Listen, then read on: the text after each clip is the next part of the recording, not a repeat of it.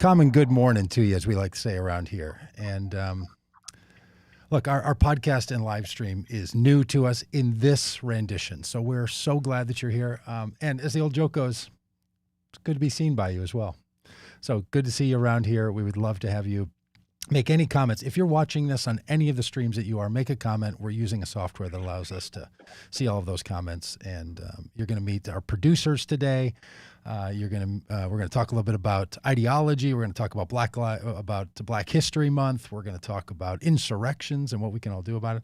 So a lot going on. And basically, around here, as people of common good faith, we're going to take this positive, hopeful, and open-eyed approach to the questions of what's going on in our world and what can I do to shine a light on it. So that's what we're going to be doing around Vote Common Good. And we want you to see faith, hope, and love for a change in this country, like we did on Election Day. We traveled the country and said, hey, let's let our faith shine. Let's let our light shine a little bit and see if we can bring about a change on Election Day.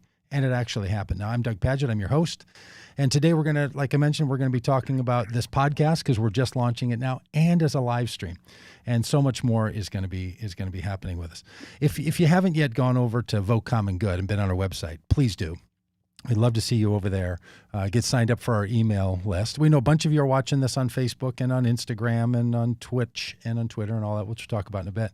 But if you haven't been to our website to get our email list, a lot happens in our email list. It's actually a really important part of what we're doing and how we're doing it in the world. So we'd love to have you join us over there. And also go to our, when you go to the Facebook or to the website page, go to the podcast section and sign up for the podcast. I know you hear this when you listen to other podcasts, but it's actually true. When you subscribe to the podcast, that adds into our total group of people that are listening. That helps us spread the word about this podcast. It's really important. If you're watching on YouTube, click that subscribe button. We'll get to all that here in a little bit. So we'd love to have you do that. Head over to votecommongood.com/podcast, sign up, and get yourself this coming into your podcast feed. Now, if you're new to podcasts or I know some people who are like, look, I watch this stuff on social media streams. I don't really download podcasts. Maybe this is your chance. Maybe Vote Common Good's daily podcast is going to be your first time that you're going to be in a podcast. In fact, if that's true, write that in the comments wherever you're listening right now and let us know that you are joining in through the podcast stream, because we'd love to have you see. We'd love to see you around here. Now, look, we're going to be doing a lot of different things with our daily podcast. They're going to run about an hour long. Sometimes they'll be a little longer, I guess. On off chance, they could actually be a little bit shorter. But on Mondays, we're going to be talking about common good news. So it's going to be sort of a news featured day. That's what we're doing today. So we'd love to have you join us on Mondays where we talk about what's going on in the world, what's happening in the news, things we all need to be thinking about. Then on Tuesdays, we're going to turn our attention to politics. Rob Ryerson and I are going to host that day. See, I'm going to be a host on a lot of these days, but then you're going to meet all these other really great hosts. So we look forward to you meeting them. Rob and I are going to be talking about the role of electoral politics. And look, I know even though you're into Vote Common Good, there's so many people who just really aren't into politics. We're going to help change that. We're going to help you understand how politics can really be this encouraging and inspirational way for you to engage as a human being in your life, in your faith, and in the civic engagement of this country. So that's what we're going to be doing on our politics. In fact, tomorrow, on the first edition of the Tuesday Common Good Politics Day, we're going to have an expert in conspiracy theories. He's a professor at a university in California. He's going to be on talking to us about why do people believe conspiracy theories? See, one thing that's happened in our politics, it's been taken over by a rash of conspiracy theories. So we're going to talk to him about what we can do about that, how we can engage. And with all of our podcast days, this is designed to help you see what's going on in the world and figure out how you can shed a little light on it. On Wednesdays, we turn our attention to faith, and we're joined by Laura Truax, by Dominique Gilliard, by Stephanie Spalding, and me. So we're going to be talking about the role of our faith. For all of us, we're Christians, we're Christian pastors, and 4 Christian pastors talking from a variety of vantage points about our faith in the world that we live in today. I think you're going to love it. Now, look, you might say, boy, I'm more interested in politics than I am faith, or the other way around. I'm more interested in the faith than politics. In our podcast stream, you'll be able to find just the stream that you want. They'll be listed by day and listed by topic. Now, I think you're going to want all of them. You're going to want to engage in every one of them, including on Thursdays where we talk about crucial issues. So Thursday is going to have a little bit of a different feel. We're going to talk about topics and issues that we know matter to us. We're going to talk about issues like abortion, because that matters so much to people of faith when it comes to their political life. But we're also going to talk about things like a narrative in our country that says that some groups, white people, are better than other groups like black people. We're going to talk about issues of white supremacy and racial injustice. We're also going to talk about things like the environment. This Thursday, we're going to have a group on that's put together this beautiful documentary helping us understand the connection between the Christian right and anti-environmentalism. They put together a documentary called God and Green, and they're super clever. They use the $ for the and between God and green. So we're going to be talking about things like that on Thursday. And then on Friday, we turn our attention to something we think matters so much, which is science. Paul Wallace, who's an astrophysicist, is going to be our co-host on Fridays. So, okay, all that to say that there is a lot that's going to be going on in this podcast. So we know that daily is a lot. We know that there's going to be a whole range of ideas and thoughts and perspectives and voices. And around Vote Common Good, we think that's a really good idea. That's what we want. The reason we're doing a daily podcast, and then if it really goes well and we can get some best ofs together, maybe we'll combine all that together on the weekends and give you just a best of weekend podcast with some special features to it, is because we know that there are so many issues that we have to talk about. We can't just talk about politics. We can't just talk about faith. We can't just talk about civic engagement. We can't just talk about issues. We have to be able to talk about all of it. And we keep meeting around Vote Common Good. We keep meeting really, really interesting people. So the reason we're going to do this thing every day, the reason we're going to have a weekday daily podcast is because there's just too many people for you to meet for us to just do something once a week or twice a week or 3 times a week. All right. Now, lots of ways you can get this podcast. I already mentioned that you can get it over at the podcast link. But if you just want the live stream, you can go to Vote Common Good page on Facebook. So find us over there because that's a really great place for you to connect. Maybe you're somebody on Twitter and you're watching this, say, on Facebook, but you also want to know that we're on Twitter.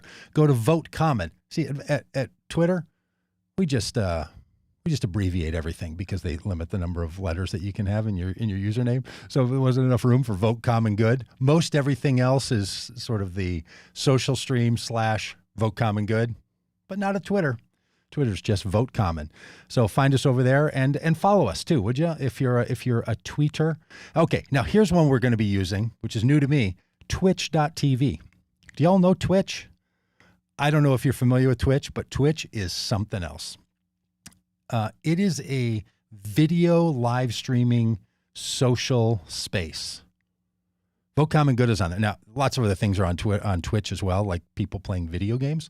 But we're on there as well. So if you're new to Twitch or if you're like, unbelievable, Vote Common Good has found itself over to Twitch. By the way, we're also on TikTok, but that's a whole different vibe that's going on. And of course, we're over on Instagram. So if you're following us on Instagram, now we have a special little Instagram setup because Instagram is the special kid in the group. So we have to have a phone pointing at an iPad for the stream on Instagram, but we'll talk about all of that stuff later.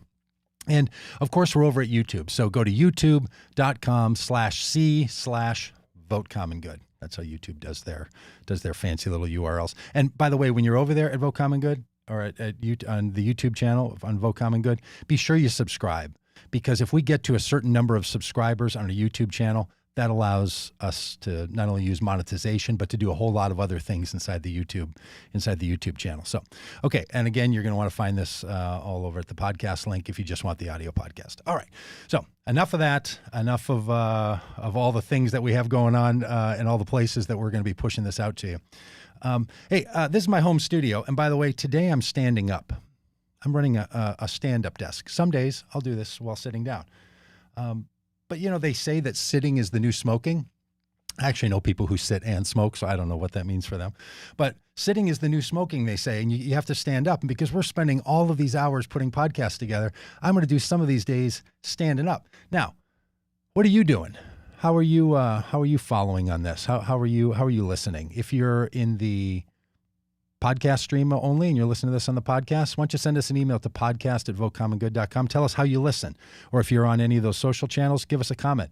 Are you sitting on your couch with your laptop in front of you? Or do you have your phone in your hand? Are you like I know a lot of people do when they scroll through and watch videos. Are you, in that part of the house where you take care of your personal business? Just let us know where you find yourself and how you're engaging in our stream today, because we want to know what you're up to, and so do other people, because we're trying to build a community of people that are paying attention to what's going on in this world and figuring out what we can all do about it.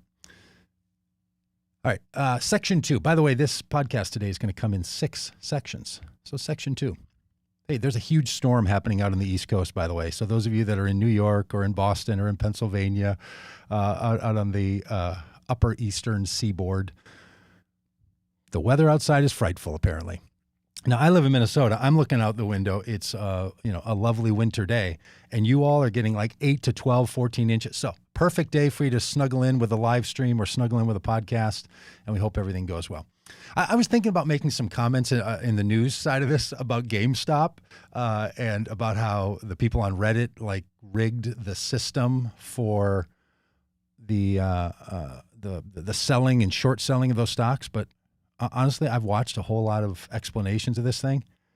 I still don't get it. Frankly, I don't understand sometimes how people use complicated algorithms to figure out how to short sell and how to sell and to release and then to buy back and do all this stuff with stocks. And let me just make one comment about that. Maybe you feel the same way. Maybe you feel like, I don't really know what's going on with that. I mean, I hear the explanations, but I just kind of don't get it. Look, I'm telling you, that's a problem. When the stock market represents as much power and influence in our society as it does, when so many people think first about how the stock market is doing or how their 401k is doing or how their pension plan that's connected to some kind of investments are doing, and it has all this power about our future, and then people somehow, bring down a hedge fund and some guy makes $34 million who's been sort of planning this push back to the short sale of GameStop. And a bunch of people like us who really do pay attention to the world, because if you're watching this live stream or listening to this podcast, you're somebody who pays attention to the world. And we don't know how that works. That tells you there's some funny business going on. And anytime your future is in the hands of other people who are doing things that you don't understand how they work, that's a moment for you to take a breath and say, maybe the way the stock market is organized, maybe the way the stock market functions, maybe the power that it has, needs to be looked at a bit. I saw Senator Bernie Sanders on a news program yesterday. He's in charge of the budget committee for the Senate, which is actually great news, I think. And he said, look, I think the stock market's rigged and is being used by people for all kinds of purposes. Now, Bernie Sanders does have a tendency to say that things are rigged, and I don't have a great appetite right now for things are rigged. But I think he's right on this one. I think he's right about the fact that the stock market's got something going on, that some people know the rules. Some people know how it functions. Others of us are just being impacted and affected by it, and that makes me feel a little bit uncomfortable. So that's up in the news. Hey, also in the news, Joe Biden is having to now fulfill his campaign promise to build unity across the country. And guess what the Republicans are doing? Now I'm going to try not to beat up on Republicans every time we have one of these podcasts, but honestly, if you're a Republican, and especially if you're a Republican elected official, you got to get your house in order, because there's some wacky business going on over there. I mean, there are people saying things that represent the most fringe of this culture and society that we have, of which people have the freedom of speech and the freedom of belief in this country to believe and to say wacky things. I just don't think everybody should be a representative in the United States House of Representatives or in the Senate. So when people start representing these ideas there, it has impact on all of us. But there's some stuff going on inside of the Republican Party that I think has to be looked at. And here's their great trick. Hey, Joe Biden, you said you wanted to be a unifier. Well, then we hold the power of unity.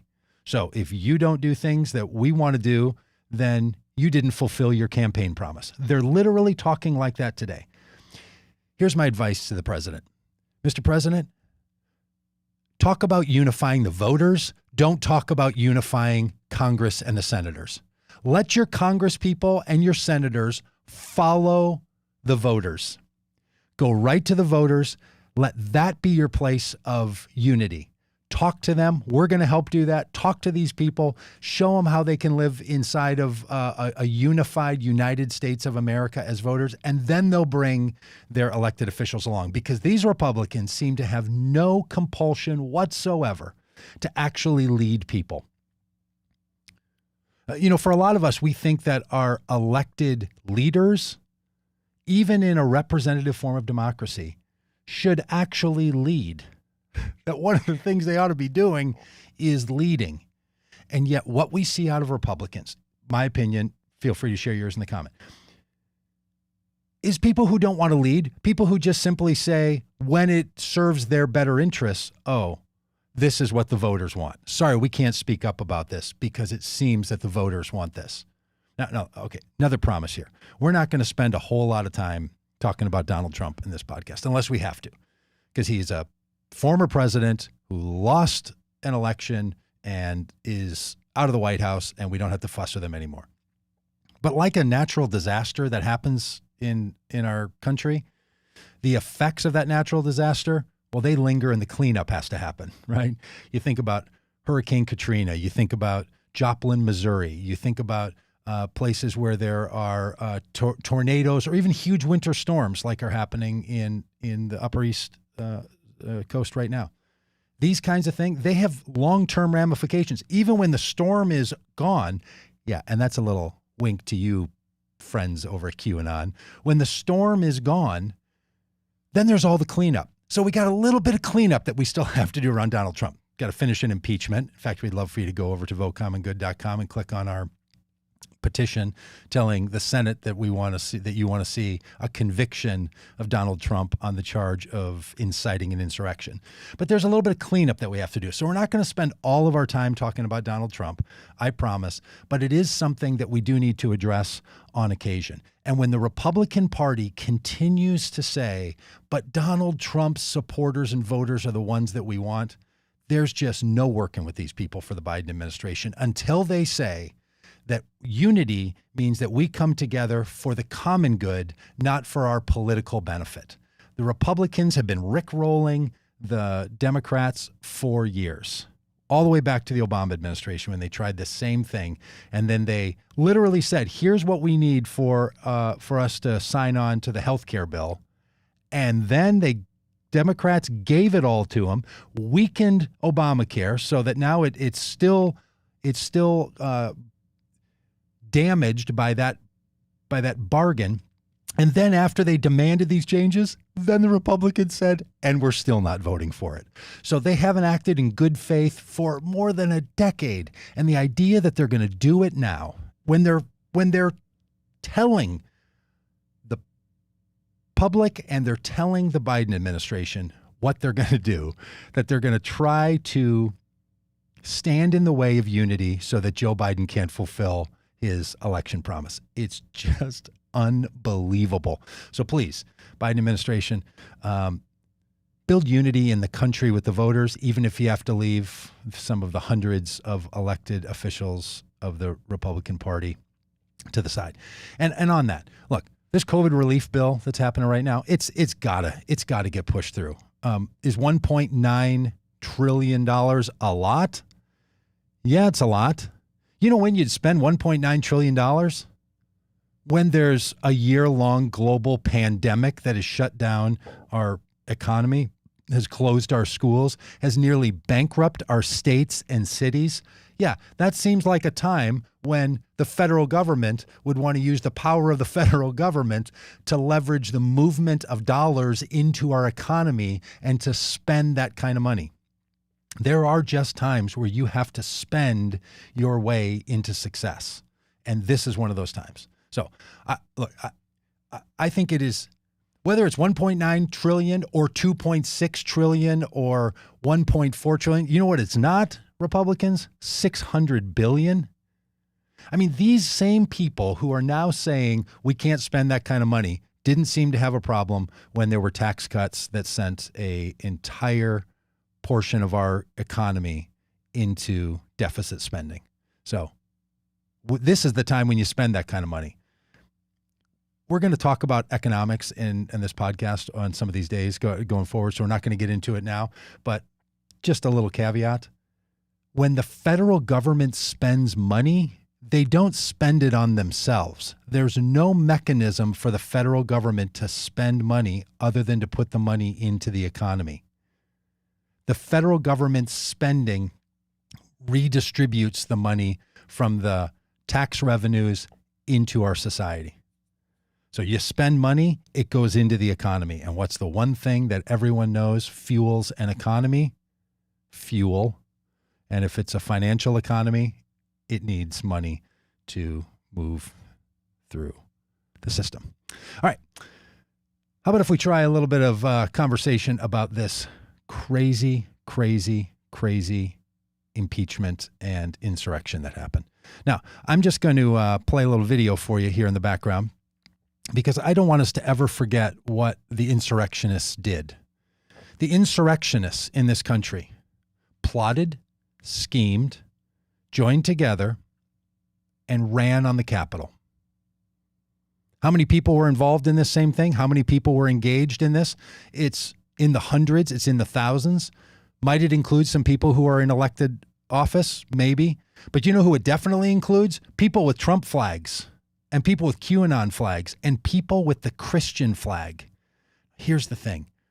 There is no way that insurrection happens in our society without the support and care of religious white voters. They were all over it. The people who took over the Senate stopped and the Senate dais stopped and prayed a prayer in Jesus' name that sounded just like it was at some kind of an evangelical church or summer youth camp. These people speak the vernacular of faith. They came in under faith. Now, did they cheat the faith? Did they lie about the faith? Did they steal the faith? Of course. But that's what people do. And when people of good faith see other people running bad on your story, you got to speak up. So we are not only dealing with a one-time insurrection. And look, the habit of this country is when there are, people of white nationalist impulses, say Timothy McVeigh, say the bombers at the Boston Marathon, say the mass shooters, then we all stop and say, oh, you know what you're talking about? You're just talking about a lone wolf here. I mean, all we can do is sort of reflect on the fact that, onesies and twosies, certain people are going to do crazy things. But the FBI, Homeland Security are all saying the number one threat in this country to the stability of this country is organized white supremacists and white nationalists. And who's at the root of all of that? People of faith. So what happened on January 6th cannot be forgotten. Look, I don't want to think about it all the time. I don't want to play these videos. I don't want us to have to see over and over how these people, full of such anger and such rage, were willing and felt that it was their right to do it.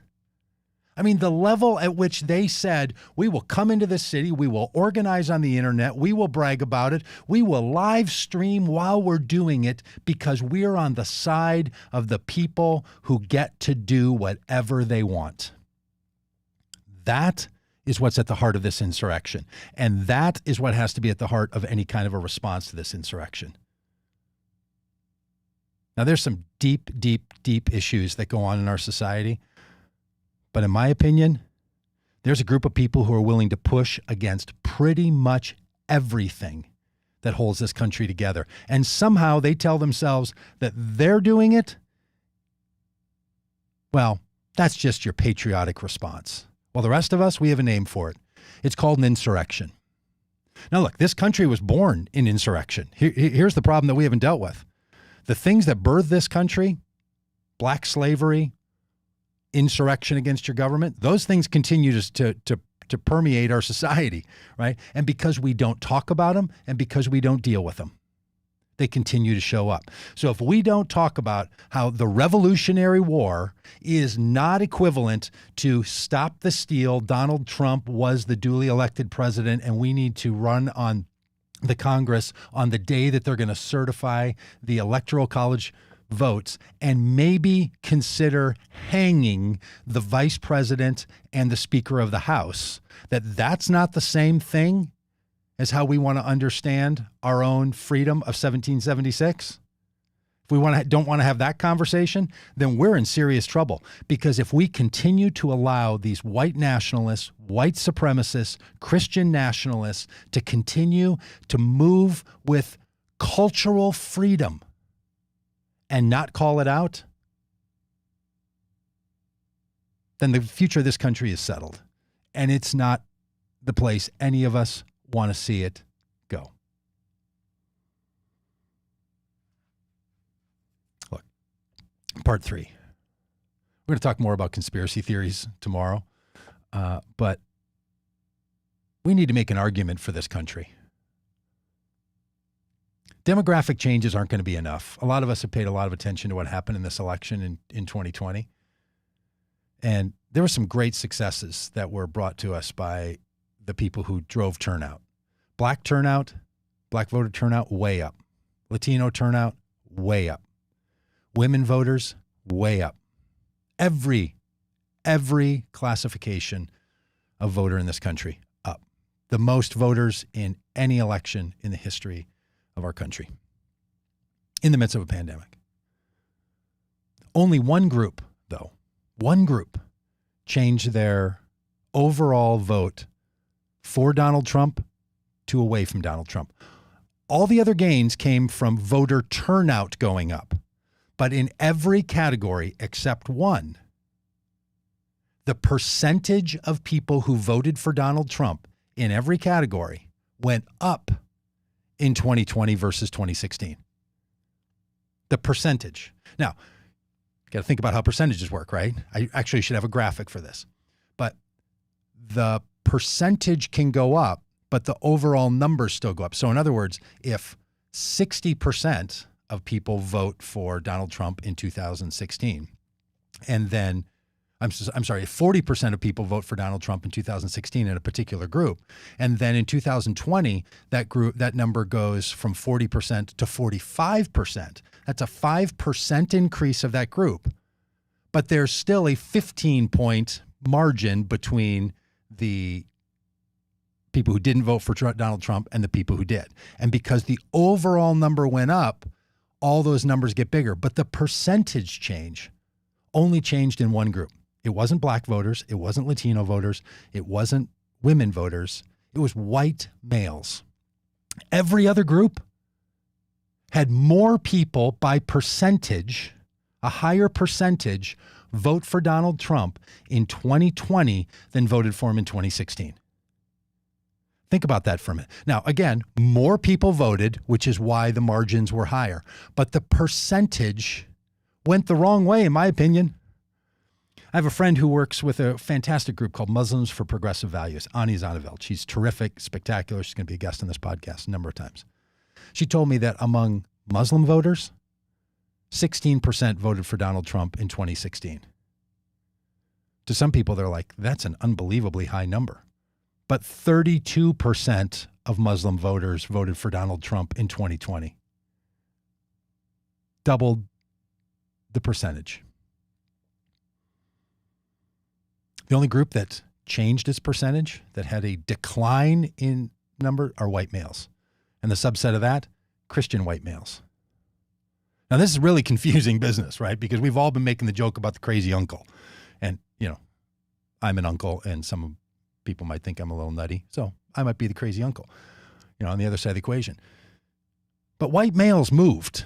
White males shifted away from Donald Trump, percentage-wise and overall numbers-wise. The only group. Here's what I'm getting at. You will hear people tell you that demographics are destiny. They're not. Just saying that the country is going to become more female, the country is going to become less white. What 2016 to 2020 showed us was you cannot expect that simply that shift is going to bring about the changes that we want. The two things that happened in 2020 from 2016 need to continue to happen. One, voter turnout needs to go up. But let me tell you how hard that is. all the people who work so hard, especially in Georgia and especially in Pennsylvania and in Michigan and Wisconsin, the amount of time, the amount of energy, the amount of work, the organization that had to happen in the midst of a demagogue of a president to drive up voter turnout. It was heroic, Herculean, you might call it. So much took to move that voter turnout up. The other thing that happened, in smaller percentage, but significant, and without it, we wouldn't have seen the outcome of this election the way we saw it. Persuasion. We have to persuade people. We can't simply say, well, at some point, demographics are going to change. The psychographic also has to change. If we don't change not only who votes, but how voters think about the world, then there are other people who are going to be making these arguments. I mean, this is the thing that we want to do at Vote Common Good and that we want you in on. And this is our part 4 of today. To do ideological persuasion. To do what in the religious terminology would be evangelism. To invite people to move from one way of living and thinking and being to another way of living and thinking and being. To ask people to make a shift. And please don't think that, well, someone else is going to do all that, and then what you will do is come in and just work on voter turnout. Because we cannot continue to hope for 2 or 3 or 4% voter turnout increase every year. And if all we're doing is turning out voters and leaving the persuasion of how those voters think to other people, this is not going to go well in this country. Now, I want to be clear about a couple of things, and I've written a whole bunch about this. This is not a book promotion, but it might want to be. I wrote a book called Evangelism in the Inventive Age. I refer to this period we live in as the Inventive Age.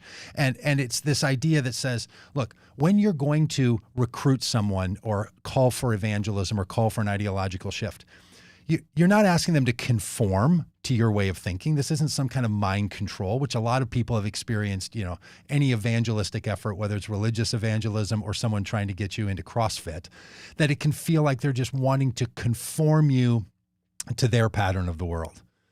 My friend Toby likes to say, don't tell me that your experience needs to become my obligation, which I think is just a great phrase, right? Your experience is not my obligation. And that's what a lot of people feel like, recruitment or evangelism or calling someone to think differently about the world. It's not about conforming. It's about transforming. It's about saying to people, hey, I bet you're not happy with how things are going. How about if we think about the world in a different way? So it's an invitation into transformation. And it also, frankly, has to be about good news, and then it has to resonate with the person. So it has to be something that people would say, yes, that's what I want, and then it has to click with them and fit with them. And personally, I do a lot of protesting, right? I stand outside of buildings with signs. I go in marches. I've had the police fire rubber bullets and tear gas in my face. I'm comfortable with protesting. Much more than I ever used to be. I used to really be opposed to the protest culture. Just for me, I'm like, not my thing. I'm just not doing the protesting. That has radically changed. I'm a big believer in what is referred to as nonviolent protest actions. What went on in the insurrection? Not a protest. That's an insurrection and a riot. But when you get out and you express your voice and you say no, you protestify against something and for something. Really important.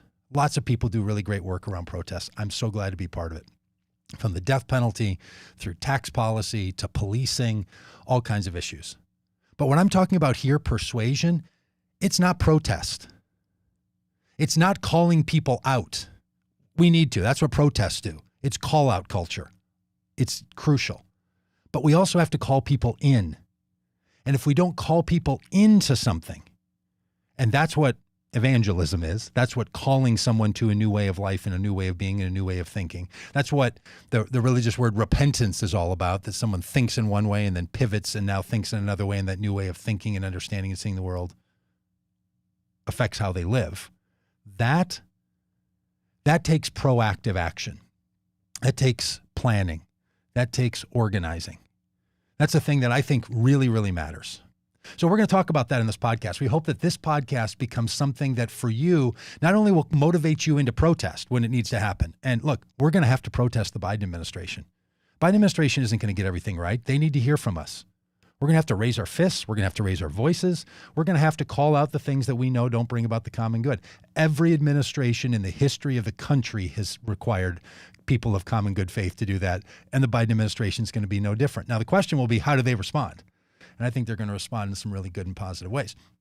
But we also have to be proactive and engaging with the people in our lives, and we want to help you do that. So we're going to do it in this podcast. We're also going to be providing some training, some seminars. We're going to have a whole program on how to work on de-radicalization of people in your life, people who are falling down some of the conspiracy theory tracks. So we want you to be a part of all that. That's why we ask you to go over to votecommongood.com and get on our email list. That's why we want you to subscribe to all this, because we want you to keep up on all that we have going on. Now, let me just say a word here about ideology, and then I want to introduce Mary Beth and Daniel Dietrich to you, because they're our producers on the show, and you're going to get to meet all these people, and they're going to be a part of nearly every podcast that comes out one way or the other, so you're going to have a chance to meet them. But let me just say something about an ideology. I'm pro-ideology. I know people will often say, like, hey, don't be ideological, be practical. I think I get what they're saying. Like, don't be so rigidly locked into only one way of thinking that you just can't seem to think in any other way. Like don't become rigid. Okay, fair enough. But here's what an ideology is. Can I start with a Wikipedia definition? I'll read this for you. I really should pop it up on the screen, but Mary Beth and Daniel, remind me to make more slides to go on the side over here. So from Wikipedia, an ideology is a certain set of ethical ideals, principles, and doctrines or symbols of a social movement or large group that explains how society works and offers some political and cultural blueprint for a certain social order. All right, let me break that down. But it's a really great definition. Sometimes Wikipedia just does it right. Here's what an ideology does. An ideology has three parts to it. Basically, it tells you, here's the story of the world. Now, that can be the globe, that can be the planet's development, that can be human society, that could be your family, that could be your business. It tells you how the world functions. What's the story of the world? And then it tells you how the world should be. So your ideology says, here's the story of the world, and here's how it should be. And then thirdly, it gives you a role for bringing that world about. Here's the story of the world. Here's how it ought to be. Here's how we participate in it to bring that about. That's what an ideology is. Now look, some of us politically, we need a little more of the second and third part of ideology, right? We need a little bit more of how should the world be, and saying to people, and here's how you can participate in it. And it's that third portion that I think is the most beautiful part of evangelism. It's not just saying to someone, here's the story of the world, here's how it ought to be, and I mean, too bad for all of us, it ain't nothing like that. So now, one of the answers is hold on tight and someone's going to come and rescue us from this. And other people have other ways of calling us into the action of how the world ought to be. So this podcast, whether it's Mondays, whether it's Tuesdays when we talk about politics, Wednesdays on faith, Thursday on different hot issues in our society, Fridays on science and economics, whatever topic it is, what we want to do is help you see the world, understand the way that it could be, and give you a pathway for action in it. So that's what we're going to be trying to do. Now, if you're good at this, if there's topics you want, if there's things you want to give us input on, again, in the comments here, or send an email over to podcast@votecommongood.com, and we will take all of that into account. All right. Hey, Daniel. Hey, Mary Beth, are you ready to, are you ready to jump on? Sure, Yeah, sure. I'm going to make sure you're in here. Now, I don't see why Dan's not on here yet. It looks like oh, there he is. There he is. Hey, look at that. Look at our fun little faces all together. Little banners at the bottom. We're working on all this stuff because we think that a podcast, for those of you that are just listening on the podcast, nothing for you to worry about. You're not missing something so beautiful that you should really log into your computer and go over to votecommongood.com and watch the live stream of this, which are also there. Or maybe you are. All right, so this is Mary Beth. She's one of our on the podcast, one of our producers. She's the administrator for Vote Common Good, and then Daniel Dietrich, who is a musician and our podcast producer. So glad to have you. Isn't this fun to see our fun little faces on here like this? Love it. Dan, Yeah, Dan, I'm gonna play with your volume a little bit because some reason it is screaming hot. So I don't know if maybe you've got the control for that, but it was just it wasn't too loud. It was just all distorted. All right, hey Mary Beth, any thoughts for us on the podcast and what people should keep an eye out for, or what's kind of happening going on? We just want all sorts of ideas to talk about. So send them on over. If you send one of those emails to podcast@votecommongood.com, Mary Beth's going to see that. Well, I will too, probably Daniel, but you know Mary Beth will. So if that makes you feel good about the world, as I hope it does, Mary Beth will be the one to take care of that. Daniel, how are you thinking about things on this podcast? Like you mentioned earlier. Is it crazy echoey? Yeah, that's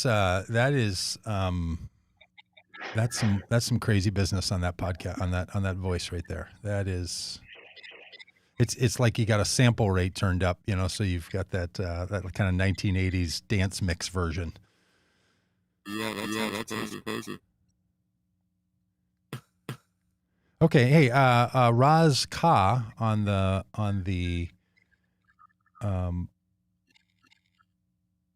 chat is saying that we need to mute. Well, we'll get this figured out. Anyway, that's Daniel. That's Mary Beth. We're making all this stuff happen for you, and we're super glad to have us all here.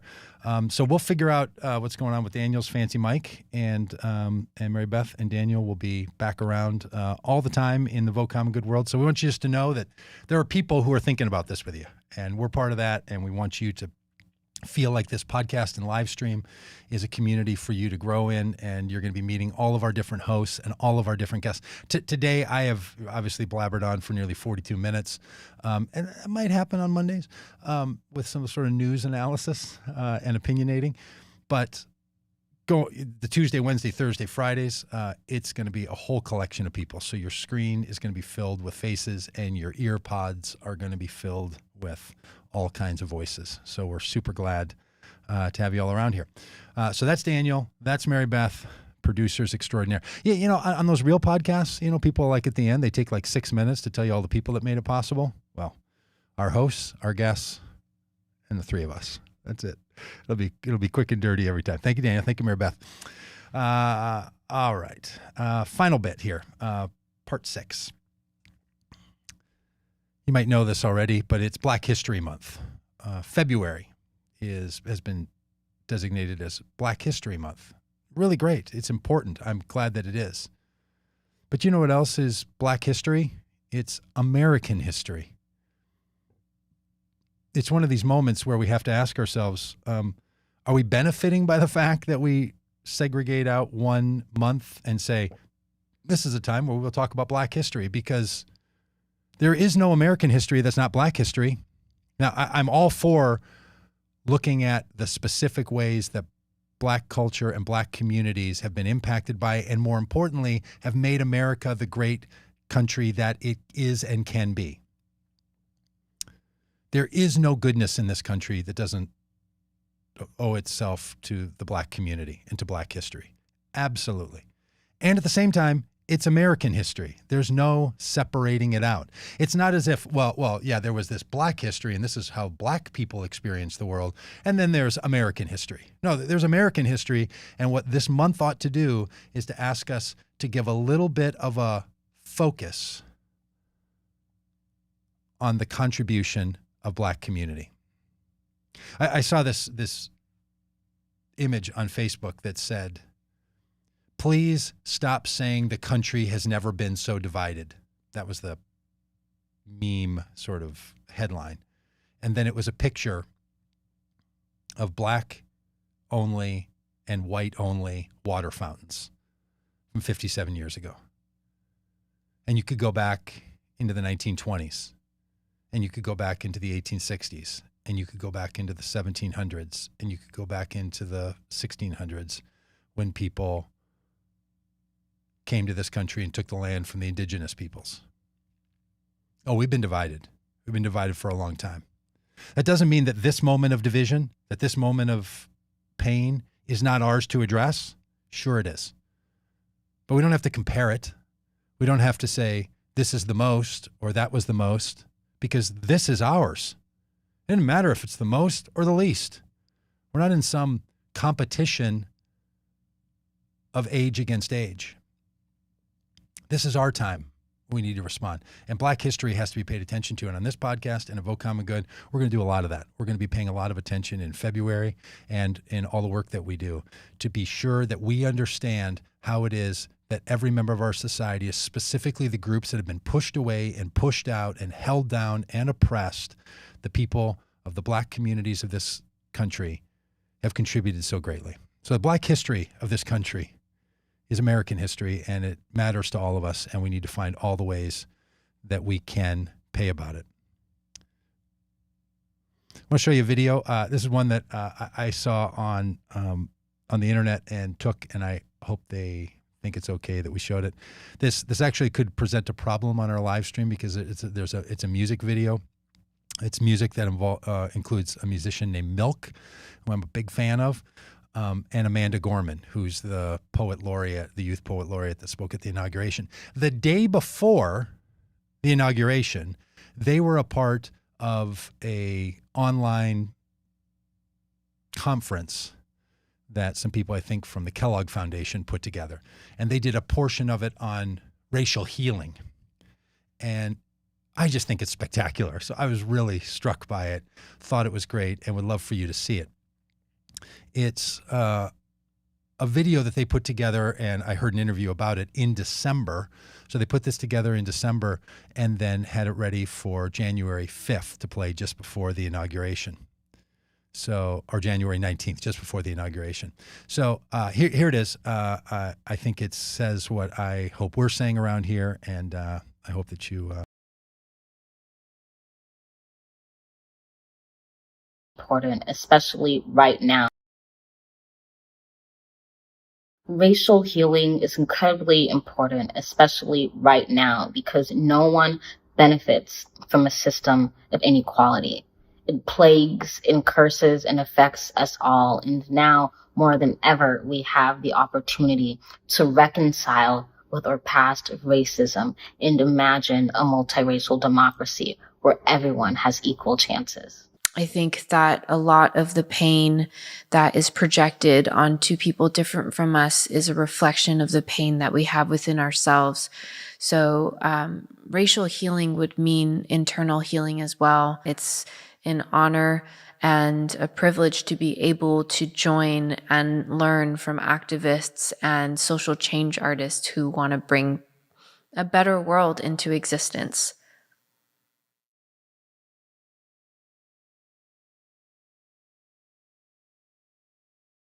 She was somebody's daughter, somebody's friend, someone who built her dreams with every breath, whom others could depend. More than a number, more than a story, more than a memory. Somebody's friend, somebody's daughter, somebody's beloved. Blood on leaves falling like autumn. Her story has been told 1,000 times. Why doesn't everybody scream? For anyone listening, say her name. Say her name. How do we heal after the loss of a daughter? When will the whole world holler to dress the wound? We first have to address the pain. To honor the person, we must first say the name. And sometimes, to heal the burn, we must first forgive the flame. We reconcile what has been wrecked recover what has been covered over, and mend that which has gone unmentioned. It is one thing to remedy, to stitch ourselves toward a past norm, but racial healing calls us to transform into something better, something more, like the broken bone that becomes stronger than before. He was somebody's father, somebody's son, someone who dreamt of seeing his daughter grow taller and fall in love. More than a number, more than a story, more than a memory. Somebody's son, somebody's father, somebody's beloved. Blood on leaves falling like autumn. The story has been told 1,000 times. Why doesn't everybody scream? For anyone listening, say his name. Say his name.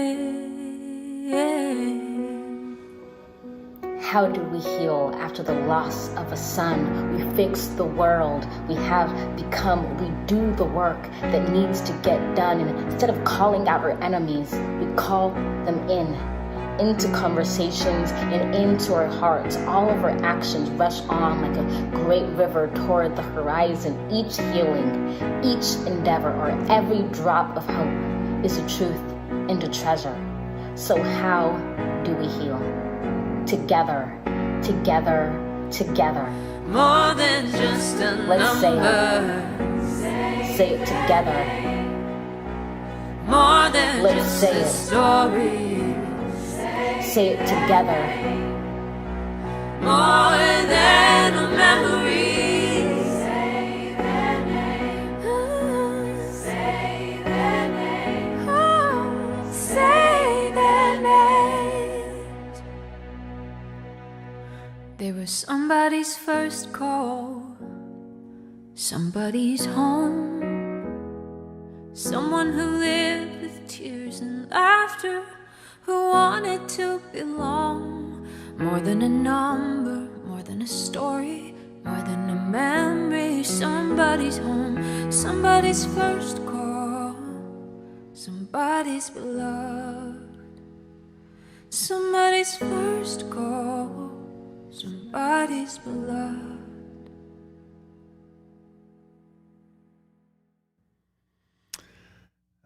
I don't know about you, but that is so good, right? So that is a song.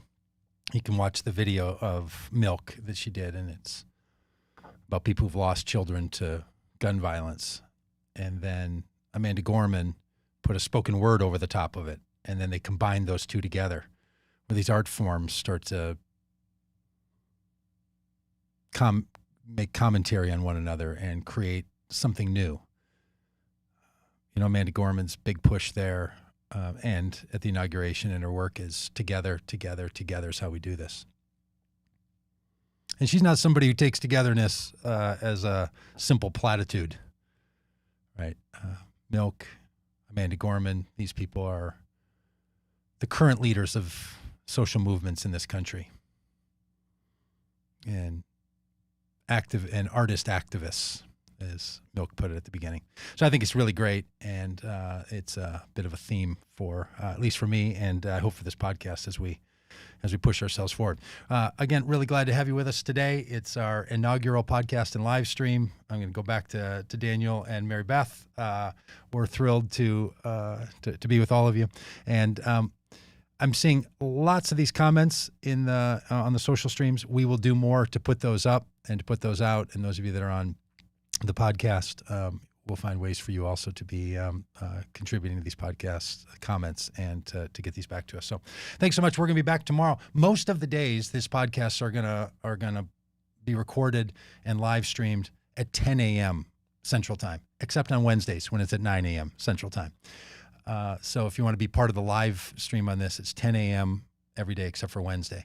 at 9 a.m. So we'll see you tomorrow morning, 10 a.m., when our conversation turns specifically to the question of politics and how we're political in this world. And again, we're going to talk with a professor who specializes in conspiracy theories. So super glad to have you around today. Thanks for being a part of all of this, and a common good morning to you all.